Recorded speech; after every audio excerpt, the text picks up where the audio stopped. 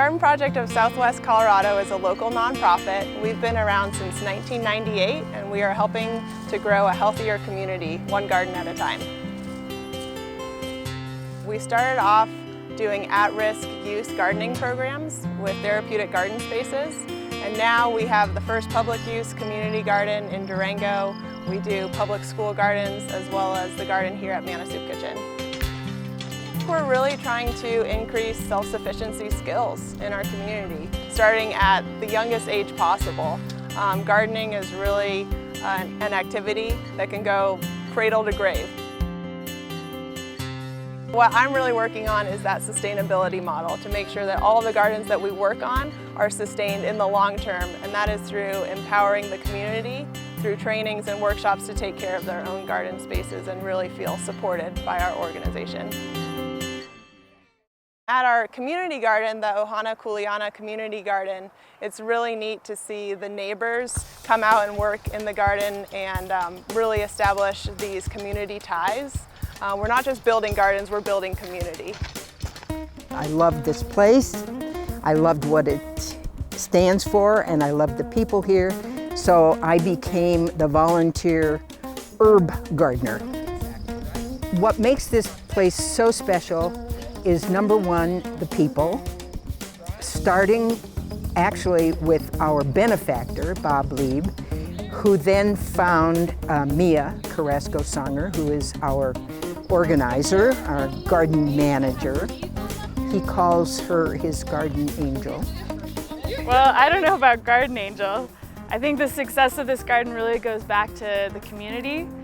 Just like the garden's name, Ohana Kuleana, which means community responsibility, and that really started with Bob Lieb. This land was going to be used for a development, but the neighborhood wasn't too happy about that. The land is actually owned by La Plata County.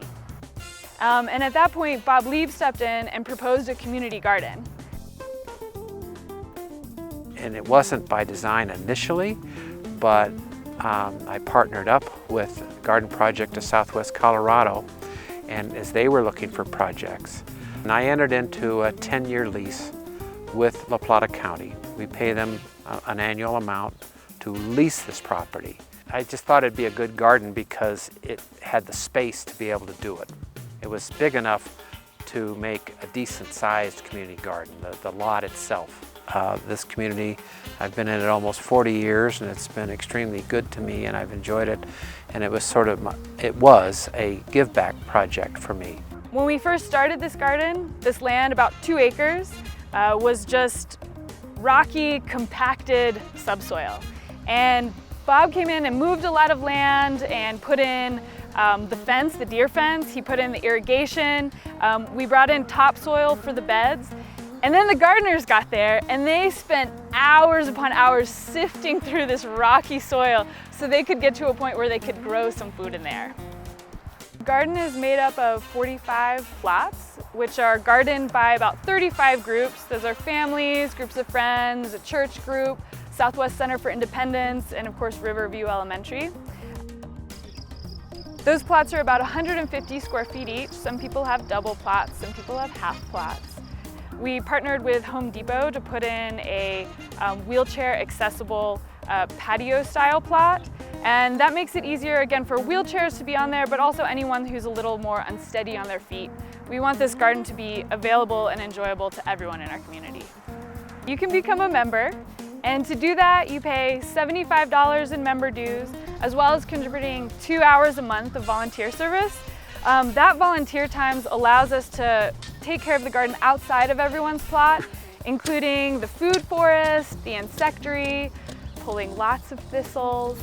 We also have an option for people to contribute additional hours in lieu of that payment, and we do have scholarships available as well. The Ohana Kuleana Community Garden turns into this outdoor living laboratory when Charlie Love, the science teacher at Riverview Elementary, brings all his students down. You would be collecting energy from the sun if you were a plant. They get to explore the garden, experience new foods by planning and planting their garden in the spring, and then coming back the next year and getting to harvest it. Oh, red ones! Red ones! Seeing the joy on those kids' faces is something exceptional. people come here, learn how to garden, and then plant their own backyard. The garden project of Southwest Colorado has had a profound effect on my life personally, just because of all the education and opportunities it's given me to take hold of the soil and the seeds, a chance to interact with my community and to talk to one another and the fellow gardeners that are here. And that's my biggest and greatest treasure here at this garden, is being able to talk to everybody else and download that knowledge. I would have never had that chance living in an apartment. My expectations have been to have this be a garden for 10 years, and what happens to it after that is still up in the air. I would like to see it continue to be a garden. If I had to guess, I would say that at least 50 to 60% of the people who started are still here growing, and so it's a real community garden. Here at the Manor Garden, we're growing food directly for the soup kitchen. Manor is one of the few soup kitchens in the country which actually has its own garden.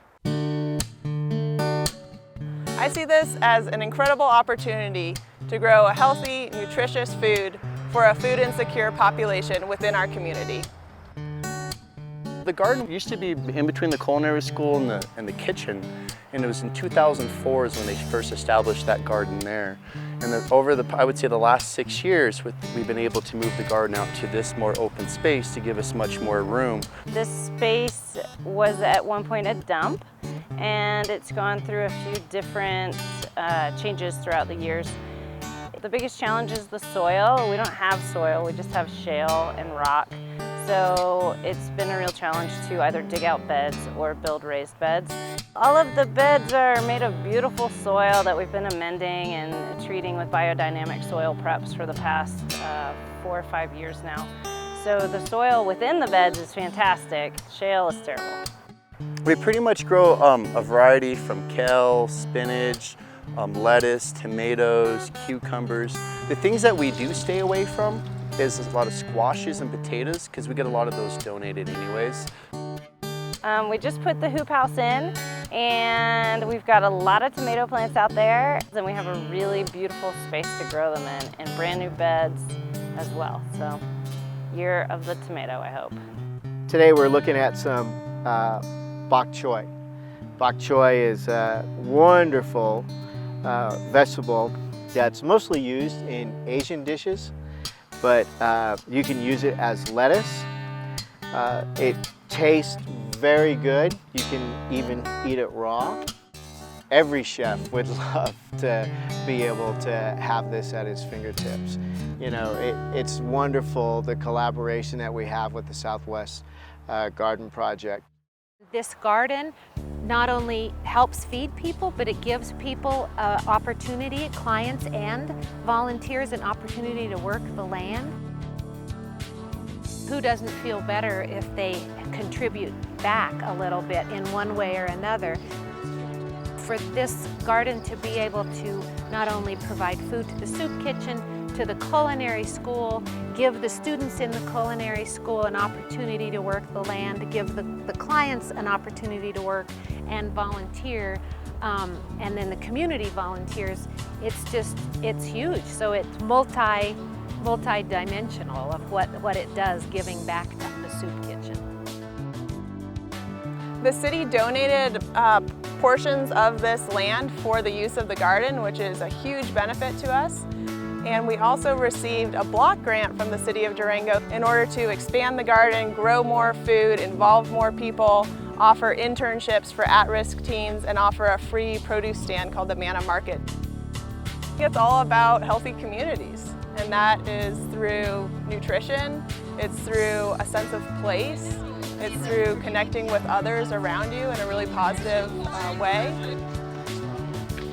It's about educating people about local food, self-sufficiency within our own communities, and having more of a resiliency with our own families and neighbors.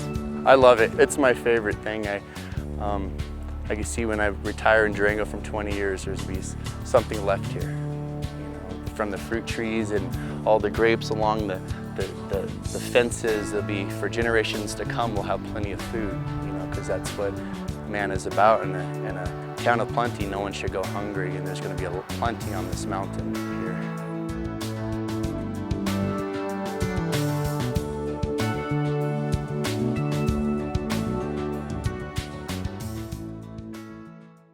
We'd love to see a garden in every school in La Plata County. Needham Elementary is our pilot school garden program.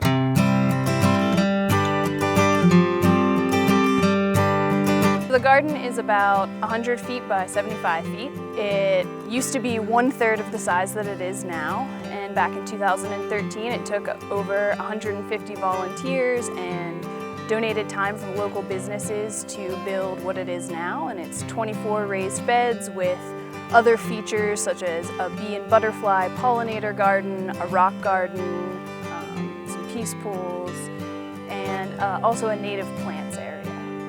Having a garden right on site at an elementary school is extremely beneficial. Teachers are able to come out here and use it beyond just growing food. They can do writing prompts, they can observe something that they're learning about in science class. It creates a really tangible, experiential learning opportunity for students.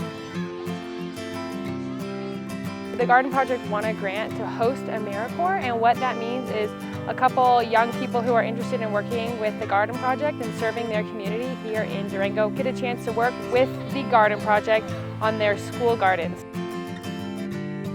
As a garden educator, I have many roles. Some of those roles include plant ID with kids. It involves weighing the produce that we harvested with the students. It involves being a tall ladder for them to maybe reach things that they can't on their own. It involves getting down on the dirt and looking at the roly-polies and the worms. We wear a lot of different hats here in the garden. During the summer, we have a summer camp, Junior Gardeners Summer Camp. We're out here for 3 weeks maintaining the garden. Students who are involved in the summer camp are able to see the whole cycle from planting that happens in the spring and then watching those crops grow throughout the summer, weeding them, thinning them, and then they're able to enjoy them in the fall when we harvest them. Working with kids is a gift. It's a gift every day because sometimes when you work just with adults, they have a one mindset on how things should go and how things should work. Kids don't have that, and when you work with the students here at the Needham School Garden, you have the opportunity to see life through 25 different lenses every 45 minutes that you get a class. And it's just so fun, you can't replicate it. To hear them finally understand how to save seeds from a tomato, but that might have worked through some tears if they squirted it in their eyes, to have them legitimately ask you if they're gonna melt because it's so hot outside. You just don't get that in other places when you're not working with students, so it's super fun. We had a lot of local businesses donate their labor to actually construct this garden. We've also had different businesses sponsor different beds in the garden for various donations. We're sitting in the definition of a community garden. It's a space where people can come and share and learn from one another and then enjoy what they've worked so hard to grow. We really couldn't do what we do without the incredible support of our community. That involves hundreds of volunteers. It involves our partners like 9R School District, Manor Soup Kitchen, and the City of Durango, and of course our business sponsors and grantors who provide the labor and materials and cash donations to make all of these programs possible.